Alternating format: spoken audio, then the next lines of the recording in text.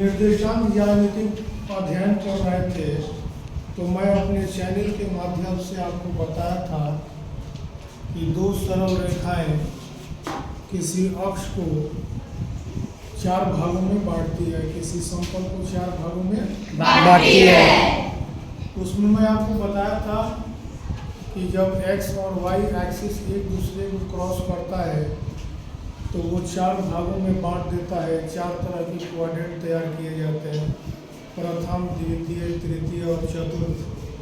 पहला क्वाड्रेंट की बात मैंने किया था, उसमें और प्लस के बारे में बताया गया था। ठीक उसी प्रकार दूसरा, तीसरा, चौथा क्वाड्रेंट के बारे में आपको जानकारी दी गई थी। इसमें भी कुछ हम लोग इसी प्रकार जानकारी प्राप्त करते हैं। पहला क्वाड्रेंट में अगर लेते हैं कोण का मान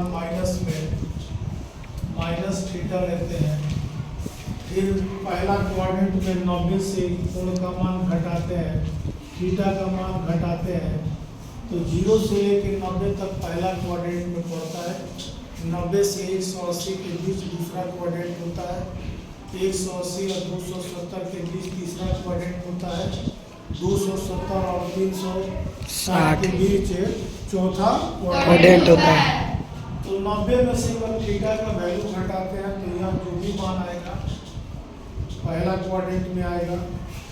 90 में प्लस कोई थीटा कर देता है तो वो 90 पार कर जाएगा तो दूसरा क्वाड्रेंट में आएगा।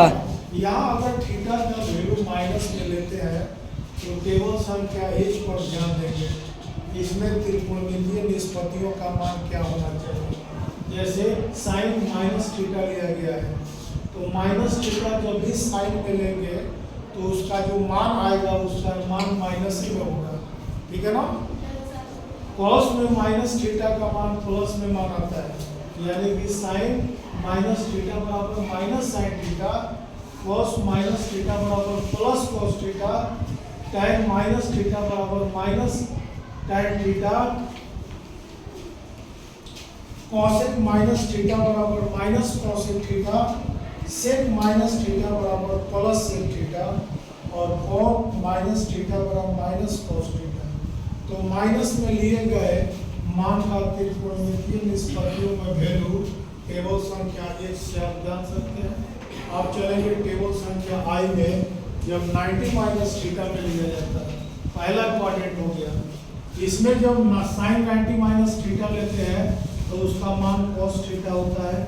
कॉस 90 माइनस थीटा लेते हैं तो मान साइन थीटा होता है। टैन 90 माइनस थीटा लेते हैं तो उसका मान कॉट थीटा होता है।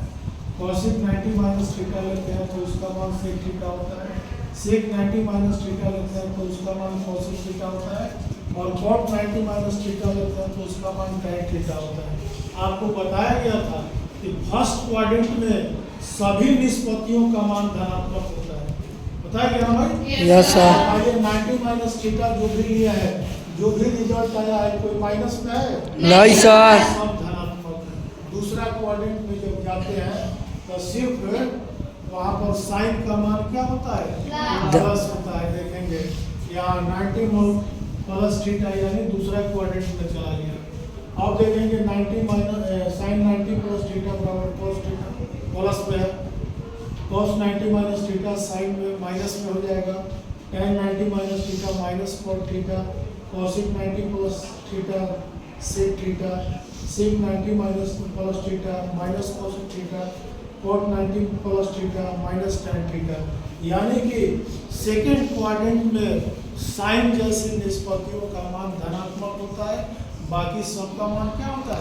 ऋणात्मक।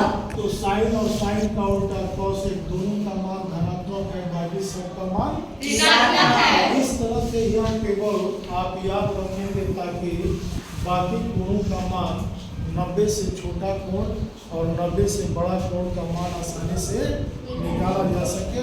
धन्यवाद।